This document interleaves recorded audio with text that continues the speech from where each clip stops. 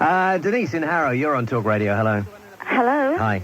Hi. Well, I was going to ask whether, there was a case for meeting aliens for sexual experience for a frustrated spinster like myself in the 60s. It sounds great.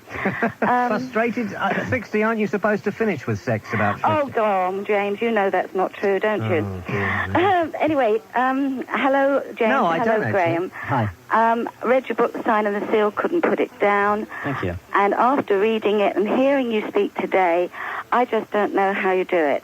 I don't know how someone can have so much knowledge in their brain. I'm really very, very impressed. Thank you. He's not about to abduct you, Denise, so you can pack it in now. That would be lovely.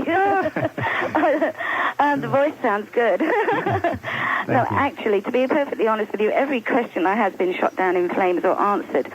But I was just wondering now whether, in actual fact, after the cessation of manned space flight to the moon, etc., and we are now relying on equipment, cameras, etc., do you think that maybe NASA might be more funded if perhaps they proposed another a manned space flight to Mars? I know that Mars isn't as it was. Well, as you say, it could have been a Garden of Eden before the collision or whatever happened to it. But do you think that maybe funding would come? People would be more interested, governments more interested? NASA has a plan to put a manned mission on Mars within the next 20 years, and I believe it will. And I only believe that when that is done, if they put the manned mission in the right place, which is the area called Cydonia, will we settle the issue of whether these strange monumental structures on Mars are artificial or not. But the interesting question isn't really so much the question of the amount of funding NASA has, because it has lots. I mean, $13 billion a year is big money by anybody's standards. The interesting question is the priorities that NASA applies to the allocation of that funding. And right now, for some reason, the organization seems to be dominated by an extremely boring bunch of geologists who just aren't interested in issues like this. I think what they need to do is switch their funding from some programs into others.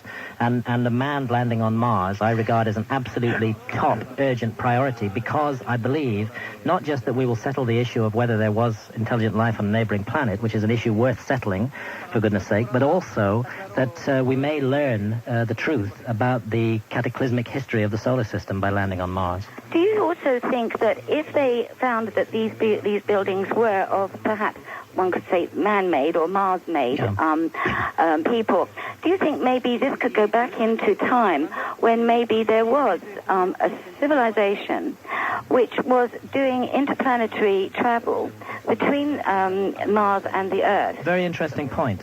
I've asked myself this question many times. If the pyramids on Mars are artificial, and I underline the word if, then we have to face the fact that there are pyramids on the Earth as well, and we know they're artificial. And we have to ask ourselves, how likely is it to be a coincidence that there are pyramids on Mars and pyramids on Earth? Or is there likely to be some connection?